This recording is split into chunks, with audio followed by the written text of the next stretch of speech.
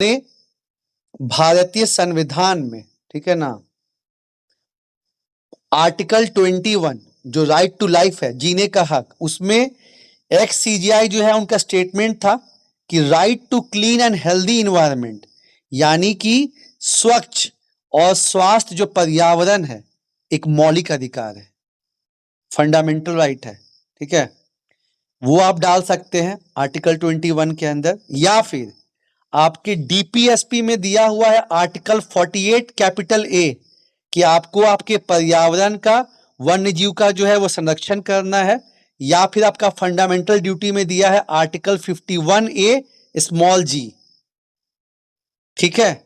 तो शुरुआत आप ऐसे ही करेंगे, चाहे वाइल्ड लाइफ प्रोटेक्शन एक्ट, क्योंकि एक ही ना एक्ट पूछेगा, दो ठो एक्ट नहीं आएगा, ठीक है।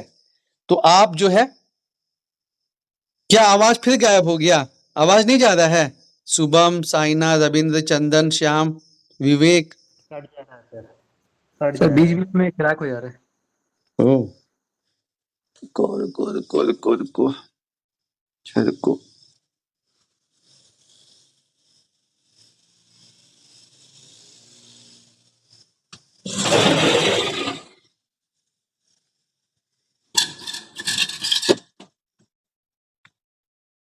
अभी बताओ, ठीक है? अभी आ रहा है? चलो अब तीसरा जगह में आए हैं, होता है ना।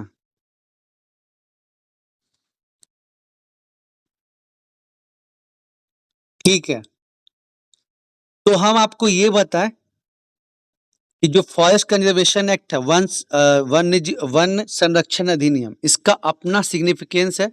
और जो भी पर्यावरण का सवाल आएगा, जो भी आपको इन्वायरमेंट का क्वेश्चन लिखना है, या फिर वो सब भी हम लोग को पढ़ना है ना। एयर पोल्यूशन एक्ट वाला जो कंट्रोल करने वाला है वो भी पढ़ना है, जो जल प्रदूषण को रोकने वाला अधिनियम है वो भी पढ़ना है। वैसा कुछ भी क्वेश्चन रहता है तो आप दो चीज ध्यान में रखिएगा। एक, जो एक्स-सीजीआई का स्टेटमेंट है कि स्वस्थ और स्वच्छ पर्यावरण जो है मौलिक अधिकार है, ठीक है ना। इसका जो अधिकार है वो मौलिक अधिकार है। कोई आवाज तो आप कट नहीं हो रहा है? जितने भी 12 + 4 लगभग 19-20 लोग हैं, ठीक है ना।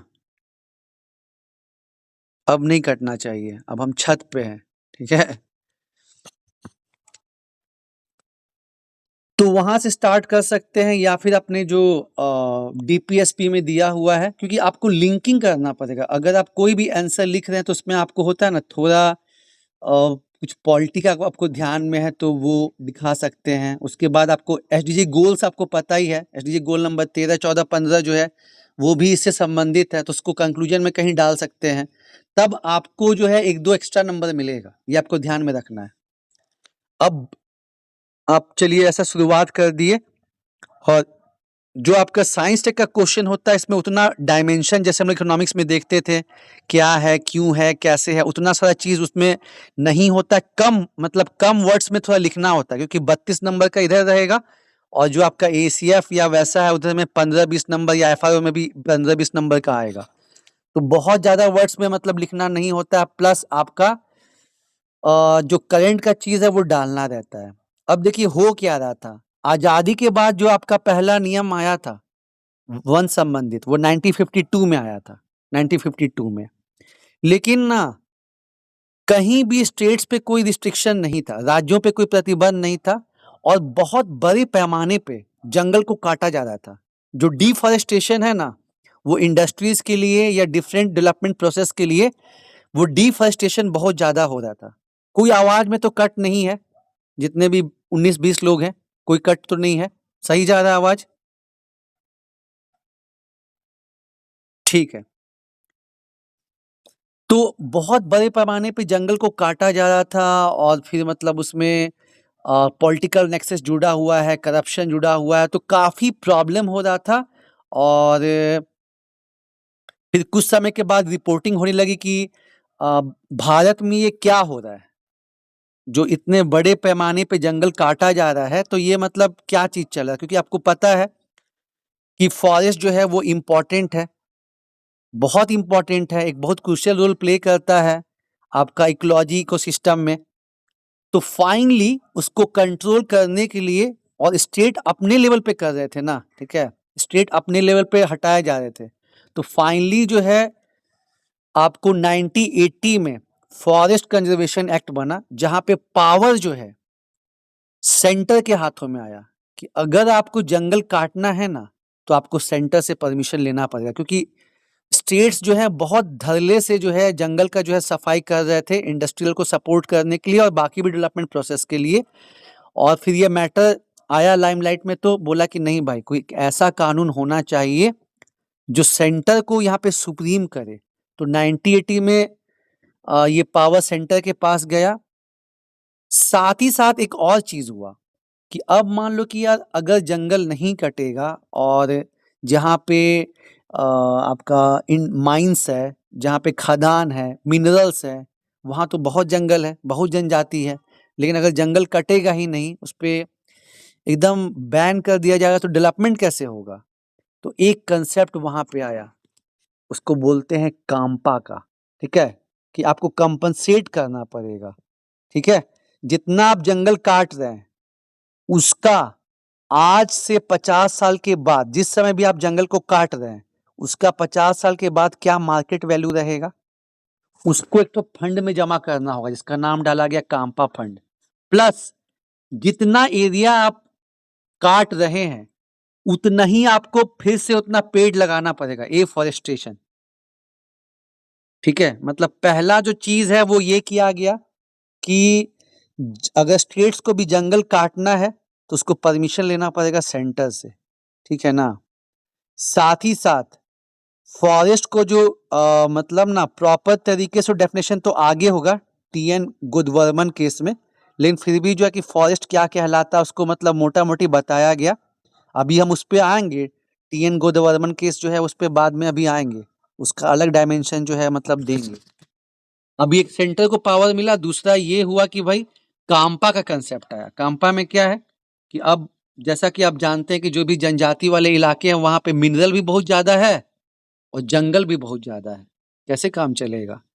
तो इंडस्ट्रीज को वहां सेटअप करना है, तो वहां पे दो कंडीशन रखा गया, जो आप जंगल काट रहे हैं उसका वैल्यू कैलकुलेट होगा कि 50, क्योंकि जंगल है भाई, मजाक नहीं है, 50 साल के बाद उसका क्या मार्केट वैल्यू रहेगा, जैसा भी वहां पे पेड़ पौधा जिस हिसाब का भी रहे, उसका एक आपको जो है कंपनसेशन देना पड़ेगा।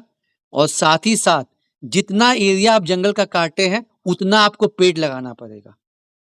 शैलेंद्र को छोड़ के बाकी जितने भी लोग हैं, क्या ये पॉइंट क्लियर हुआ कि जो आपका फॉरेस्ट कंजर्वेशन एक्ट आया, वन संरक्षण अधिनियम, उसमें क्या हुआ?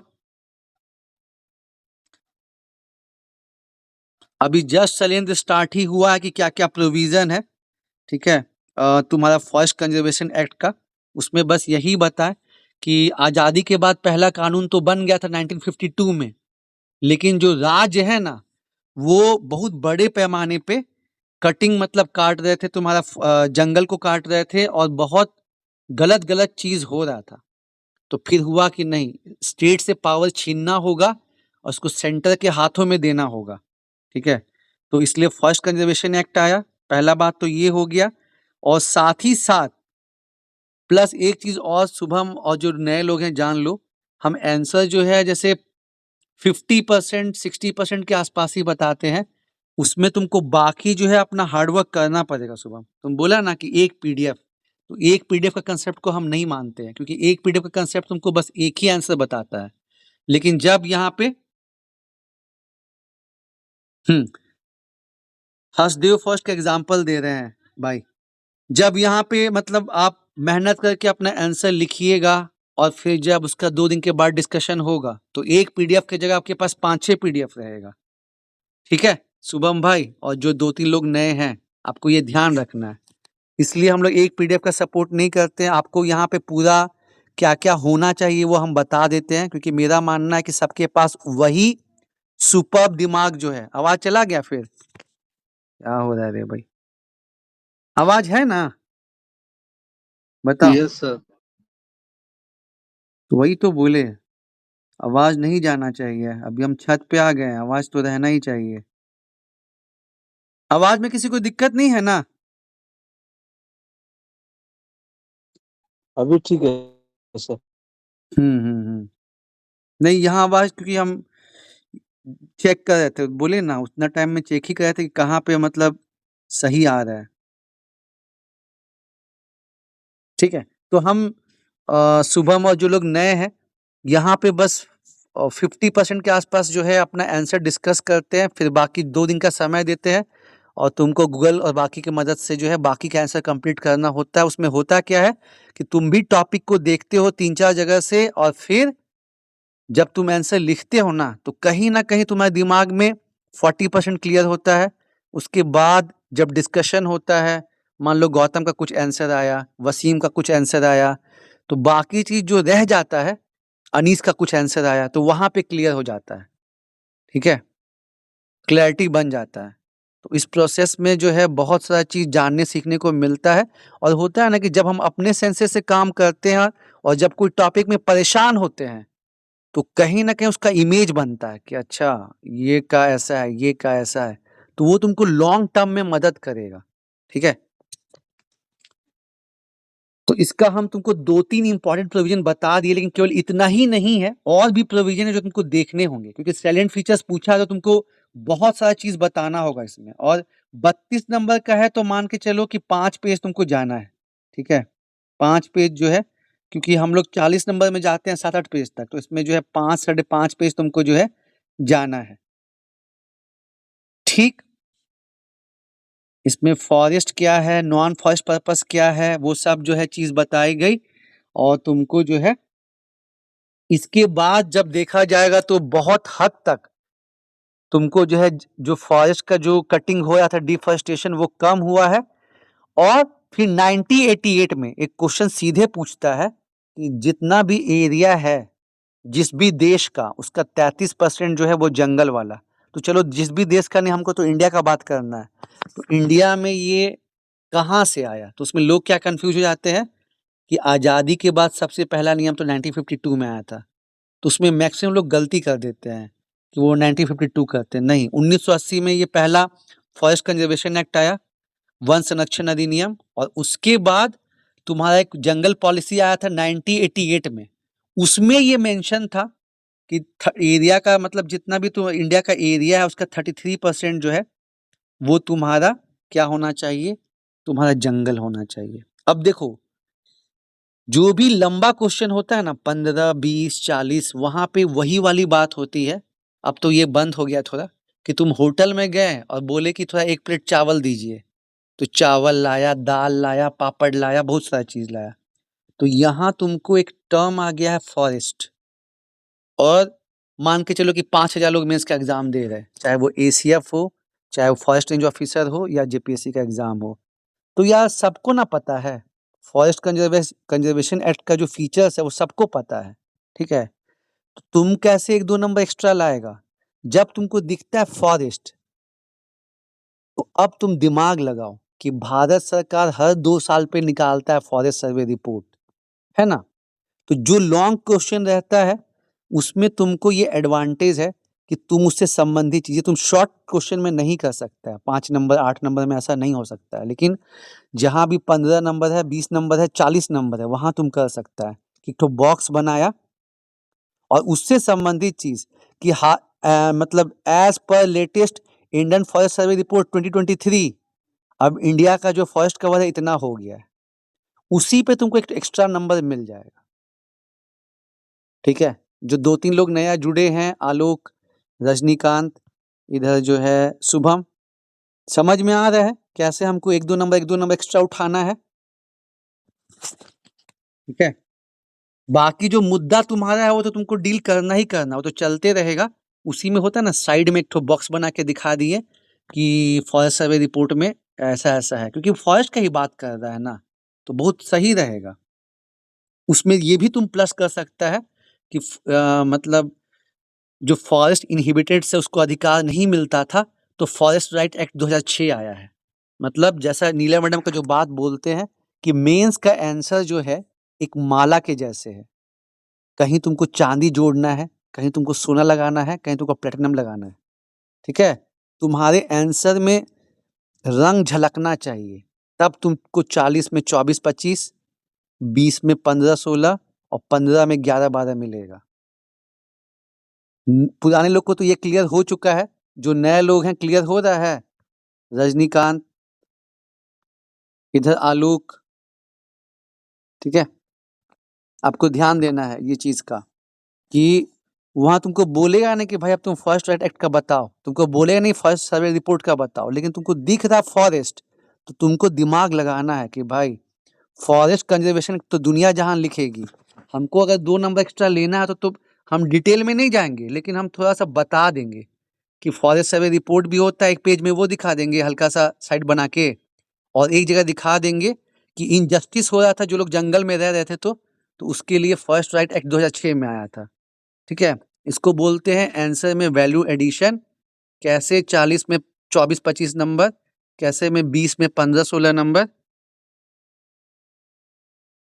फाइनेंस कमीशन का एक पार्ट डाले हैं, इसको भी कहीं ना कहीं दिखा सकते हैं, बहुत अच्छा। इकोलॉजी को जो है मतलब वेटेज दिया गया है, देखो वही है ना, बैच में ही हम लोग के जो है एक से बढ़कर एक स्टार है। तो जीवन भाई जो कि इस बार इंटरव्यू भी दिए हैं, देखो फिर भी होता है ना, जीवन और गौतम 2 लोग हैं, इंटरव्यू भी दिए हैं, लेकिन एक होता है कि हमको यार खाली बैठे बैठे क्या करें, तो पढ़ना है हमको, तो वैसा ही जील रहना चाहिए यार, पैशन रहना चाहिए, तब बात बनेगा।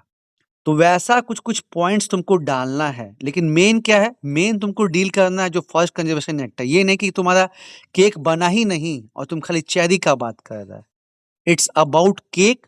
तुम्हारा आंसर पहले धांसू होना चाहिए, उसके बाद उसमें ये सब चीज जुड़ना चाहिए। सबको क्लियर है ना कि जो क्वेश्चन पूछा है salient features of first conservation act, तो उसके रिगार्डिंग में जो पॉलिटी का पॉइंट्स बताया वो क्यों जरूरत पड़ा, क्या क्यों वाला फंडा तो यहाँ भी आएगा, लेकिन थोड़ा शॉर्ट में होगा, ठीक है ना? जैसे सुबह में एक बताते हैं हम लोग की आंसर राइटिंग में तुमको वो 4-5 चीज डालना ही होता है, क्या है, क्यों है, कैसे है, व्हाट, व्हाई, हाउ। तो इसमें वही हो गया कि या तो वो जो स्टेटमेंट था कि right to clean and healthy environment जो है वो एक फंडामेंटल राइट है, उससे शुरुआत करो, या आर्टिकल 48A 51G से शुरुआत करो, वो क्या हो गया। फिर थोड़ा सा उसके बाद में बताओ कि फॉरेस्ट कंजर्वेशन एक्ट अपने में एक लैंडमार्क लेजिस्लेशन है जो जंगल को बचाने की बात करता है, जिसको जो है 25 अक्टूबर को इम्प्लीमेंट किया गया था, 25 अक्टूबर 1980 को इम्प्लीमेंट किया गया था, ऐसा कुछ डाल दिया। उसके बाद क्यों लाया गया, क्या और क्यों, तो फिर बताओ उसमें कि पहले बहुत ज़्यादा जंगल कट रहा था, इकोलॉजिकल इम्बैलेंस हो गया था, ऐसा ऐसा करके बता दिया क्या और क्यों हो गया, 2 डायमेंशन। अब तुमको मेन बात करना है फीचर, लेकिन अगेन ये इकोनॉमी का 40 नंबर का सवाल नहीं है कि तुम 2 पेज तक जो है वाट और वाई लिख रहा है। वो 40 नंबर में जहाँ 8 पेज लिखना होता है वहाँ चल जाएगा कि एक पेज में तुम वाट लिखा, एक पेज में वाई लिखा, यहाँ 5 पेज, 32 नंबर साइंस है भाई, 5 साढ़े 5 पेज में खत्म कर देना है। तो यानी तुम्हारा 1 से 1.5 पेज में वाट और वाई खत्म हो जाना चाहिए। अब तुम आओ फीचर्स पे, खींचना नहीं है, जैसे अभी तो हम लोग पिछले 4-5 महीने से इकोनॉमी में खींचे ना कि एकदम भाई उसको पहुंचाओ, 7-8 पेज पहुंचा ही दो उसको। इसमें ऐसा काम नहीं करना है, इसमें जो है आपको मतलब छू छू के निकलना, जो मेन पूछा है उसको डील करना है। तो अब फीचर्स में तुमको 5-6 फीचर की एडवाइजरी कमेटी बनना चाहिए, नॉन फॉरेस्ट क्या होगा, उसके बाद काम्पा का प्रोविजन आया, उसके बाद सेंट्रल का मतलब होता है ना टेंडेंसी को बढ़ाया गया। अब इसी में कोई दिमाग लगाएगा तो तुम डील कर रहा अधिनियम, तुमको डिटेल में नहीं लिखना है, तुम सिंपल कहीं भी लिख दो कि इसमें कितना सेक्शन है और कितना चैप्टर है। चाहे वो वन्य जीव संरक्षण अधिनियम होगा जो हम लोग आगे देखेंगे, चाहे वो वाटर पोल्यूशन का एक्ट होगा, जो भी अधिनियम है ना, बस तुमको एक लाइन मेंशन कर देना कि इसमें इतना चैप्टर है, इतना सेक्शन है। हम आज पूरा खोल के बता रहे हैं कि कैसे तुमको बढ़िया मार्क्स मिलेगा। क्लियर है सभी लोग को? क्योंकि 3-4 लोग बिल्कुल नए ज्वाइन किए हैं, जो पुराने हैं उनको 4 महीने में इकोनॉमिक्स में ये सब चीज रटा गया है, लेकिन जो नए हैं उनको तो नहीं पता होगा, इतना डिटेल में पता होगा लेकिन इतना डिटेल में नहीं पता होगा, ठीक है? तो जो भी एक्ट पूछ ले, चाहे वो एसीएफ में पूछे, चाहे वो मतलब ये जेपीएससी में पूछे, अगर जब अधिनियम पूछ ही रहा तो तुम बता दो ना भाई कि जैसे सीएनटी का पूछा तो 19 चैप्टर है, 271 सेक्शन है, तो ये तुमको देख लेना है कि फर्स्ट राइट एक्ट में कितना चैप्टर है, कितना सेक्शन है, 1 नंबर एक्स्ट्रा मिल जाएगा। ऐसा नहीं है कि नहीं लिखोगे तो नंबर कट नहीं जाएगा, लेकिन अगर लिख दोगे तो तुम भीड़ से 1 नंबर एक्स्ट्रा ले लोगे। कैसे भीड़ से एक ही क्वेश्चन में 2-3 नंबर एक्स्ट्रा लेना है, वो हम तुमको बता रहे हैं, ठीक है? क्योंकि 4 लोग के लिए पहला ही जो है मेंस का क्लास है, कारण यही है। चलो, तो अब हम बात कर लिए उसका फीचर्स का कि क्या-क्या बात, उसमें से तुमको 3-4 पॉइंट हम बता दिए, 3-4 पॉइंट तुम और देख लेना, और ये बहुत ही फेमस है। अब इसमें जो है ना, पहले क्या था कि बहुत वाइड डेफिनेशन था। अब धीरे-धीरे क्या हो रहा है तुम देख रहे हैं ना, गवर्नमेंट जो है कहीं न कहीं उसका रुझान जो है, क्योंकि बीजेपी क्या है, राइट गवर्नमेंट। लेफ्ट गवर्नमेंट होता है जो किसान मजदूर को सपोर्ट करता है, कम्युनिस्ट। राइट गवर्नमेंट होता है जो कॉर्पोरेट को सपोर्ट करता है, ठीक है? तो खैर ये एंगल तुमको कभी भी भूल के ना ही इंटरव्यू में कोई पॉलिटिकल पार्टी का बोलना है, ना ही मेंस में लिखना है। बस समझाने के लिए बोल रहे हैं कि हर चीज़ को तुम देख रहे हैं कि ना कहीं न कहीं और कुछ कॉर्पोरेट्स बहुत ज़्यादा फंडिंग करते हैं। अडानी, अंबानी बहुत हद से ज़्यादा फंडिंग करते हैं एनडीए गवर्नमेंट को। तो आप देख ही सकते हैं कि पिछले 3-4 साल में इन लोग का कितना वेल्थ बढ़ा है, कितना वेल्थ बढ़ा है इन लोग का। तो वैसे ही कुछ चीज़ जो है ना, अभी फॉरेस्ट कंजर्वेशन एक्ट में जो संशोधन हुआ 2023 में, वैसा किया गया। बीच में भी संशोधन हुआ जो तुमको डालना है। बीच में भी 3-4 बार हुआ है संशोधन, लेकिन वो तुम्हारा होमवर्क है। वो तुमको देखना है कि 1981 में क्या हुआ, न सॉरी 1991 में क्या हुआ, फिर 2006 में क्या हुआ, वो सब तुमको देखना है कि क्या-क्या संशोधन किया गया है। वो तुमको डालना, वो तुम्हारा होमवर्क है, वो तुमको लिखना है। बाकी हम तुमको मेन बता रहे हैं कि वो सबसे उतना दिक्कत नहीं हो रहा था, जो उसमें संशोधन किया गया। दिक्कत कब हुआ? जब 2023 का अधिनियम लाया ना, और अभी गवर्नमेंट जो भी चीज़ ला रही है, जैसे एक चीज़ होता है कि अगर आप कुछ प्रोजेक्ट चालू कर रहे हैं और उससे अगर एनवायरनमेंट को नुकसान पहुंच रहा है, ठीक है, तो वहां पे करवाना होता है एनवायरनमेंट इम्पैक्ट असेसमेंट, ठीक है।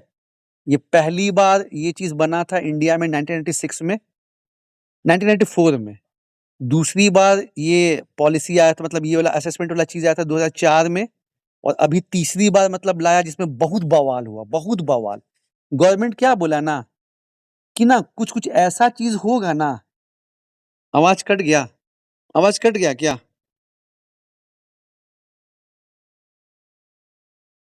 सर अभी जो बोले उसको बस रिपीट कर दीजिएगा। अच्छा अच्छा अच्छा अच्छा अच्छा अच्छा। तुम लोग को मजा आ रहा है ना, अच्छा लग रहा है ना?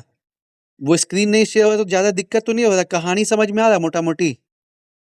वसीम, श्याम, चंदन, रविंद्र, आलोक, फैजल, गौतम, जितने लोग हो, अभी हम फिर से रिपीट कर रहे हैं इसको। हम क्या बोले तुमको कि बीच में जो अमेंडमेंट हुआ, संशोधन, उससे उतना प्रॉब्लम मतलब नहीं हो रहा था, लेकिन जो अभी 2023 में हुआ ना, उससे बहुत दिक्कत हुआ। और ये चीज समझाने के लिए, अच्छा अच्छा, एक मिनट रुकना।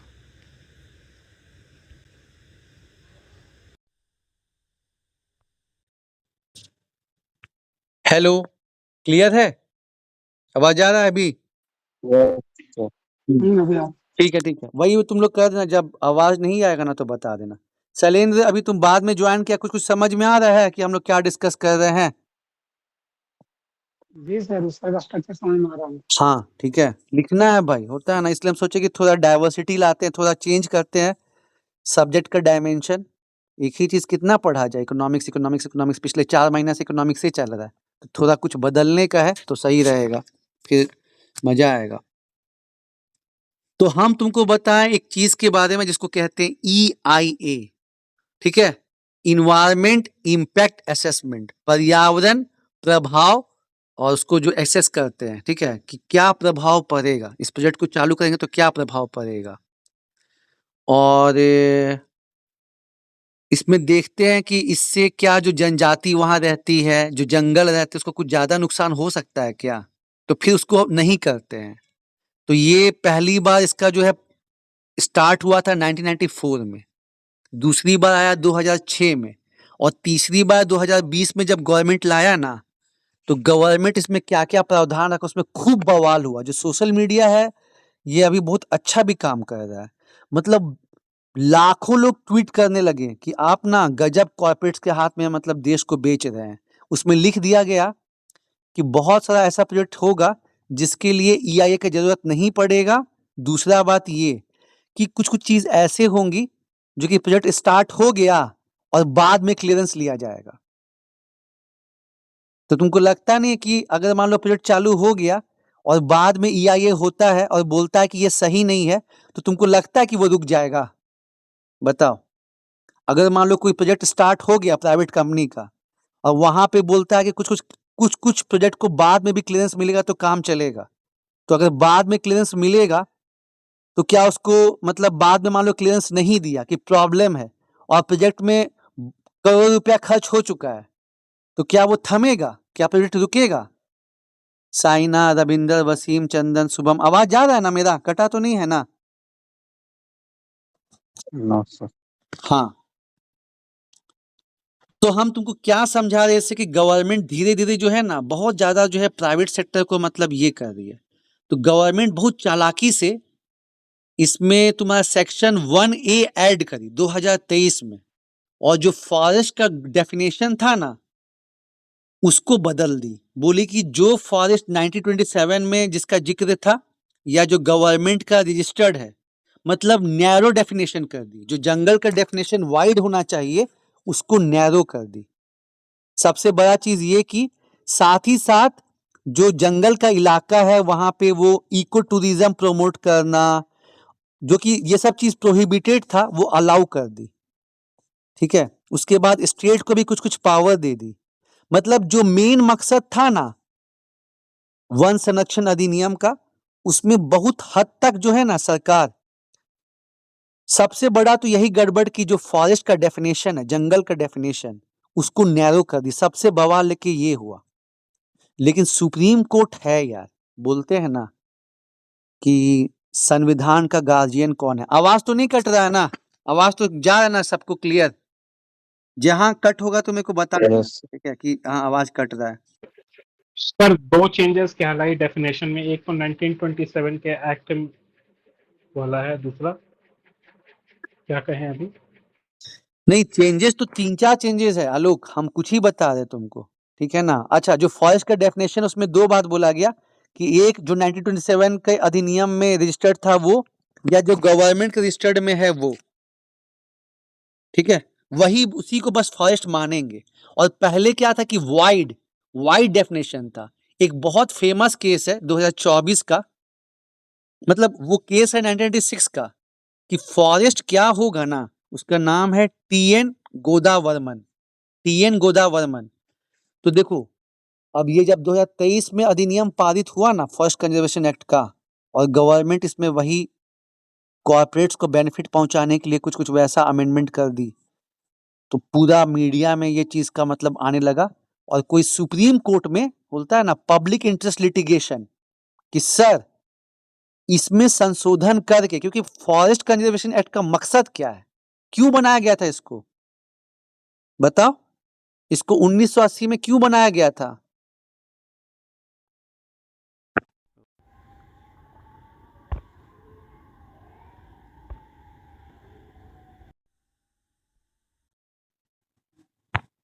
हम बोले कि जो 1980 में फॉरेस्ट कंजर्वेशन एक्ट क्यों आया था, वन्य जीव संरक्षण अधिनियम जो है ना, इसको 1980 में क्यों लाया गया था, क्या मकसद था इसका लाने का? कोई भी बोल सकता है। क्या पर्पस था जी?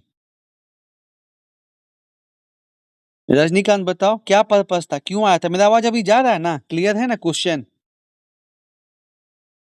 Yes sir.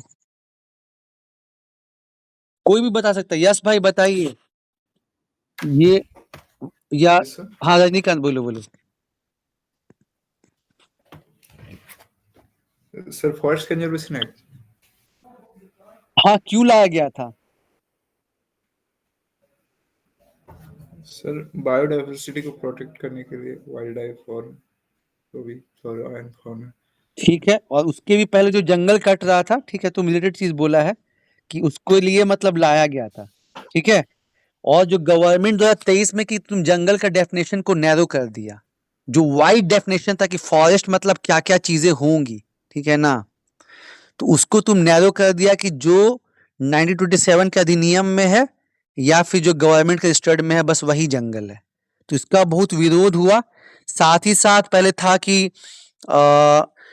जो फॉरेस्ट एरिया है वहां पे बहुत सारी चीज प्रोहिबिटेड था, तो गवर्नमेंट उसको अलाउ कर दी। ठीक है, स्टेट को भी कुछ पावर दे दी, मतलब कहीं ना कहीं जो मेन फीचर था, जो मेन चीज था, उसको बदलने का कोशिश किया गया 2023 के उससे। ठीक है, तो पीआईएल डाला गया कि ये चीज सही नहीं हो रहा है। तो 2024 में 2024 में बहुत जबरदस्त लैंडमार्क जजमेंट सुप्रीम कोर्ट दिया कि फॉरेस्ट का जो डेफिनेशन है ना वही रहेगा जो 1996 में टीएन गोदावर्मन केस में था। टीएन गोदावर्मन में बताया गया था, आवाज नहीं आ रहा है? श्याम भाई, रजनीकांत, गौतम, यश, विवेक, वसीम। और अभी जो बोले उसको अच्छा रिपीट कर सब दीजिए। सही अभी सही कर बीच दो। में कट गया। हाँ देखो, चल लिख देते हैं। हम क्या बोले ना, अरे यार एक मिनट रुकना। हम बोले कि 2024 में सुप्रीम कोर्ट का डिसीजन आया, ये क्लियर है सभी लोग को? 2023 में डेफिनेशन को नैरो कर दिया गया था और 2024 में सुप्रीम कोर्ट का डिसीजन आया कि जो फॉरेस्ट का डेफिनेशन चेंज किया गया है ये सही नहीं है। जो 1996 में जो फॉरेस्ट का डेफिनेशन दिया गया था टीएन गोदावर्मन का, वही मान्य रहेगा, उसी को मानना होगा। देखो पहले भी हम लोग बात किए थे ना, जब डीपीएसपी और फंडामेंटल राइट का बात किए थे कि पार्लियामेंट और सुप्रीम कोर्ट में तू मैं चलते रहता है, हम सुपीरियर हैं तो हम सुपीरियर हैं। तो वैसे ही जो है कि गवर्नमेंट कोशिश करी कि हम कॉर्पोरेट्स को बेनिफिट पहुंचाने के लिए इसमें बदलाव कर दे, कोई ना कोई मतलब पीआईएल डाला और पीआईएल में सुप्रीम कोर्ट का जजमेंट आया कि नहीं, अभी जो फॉरेस्ट कंजर्वेशन एक्ट में डेफिनेशन है इसको नहीं माना जाएगा। जो टीएन गोदावर्मन केस में जो दिया गया था 1996 में, उसी को माना जाएगा। क्लियर है?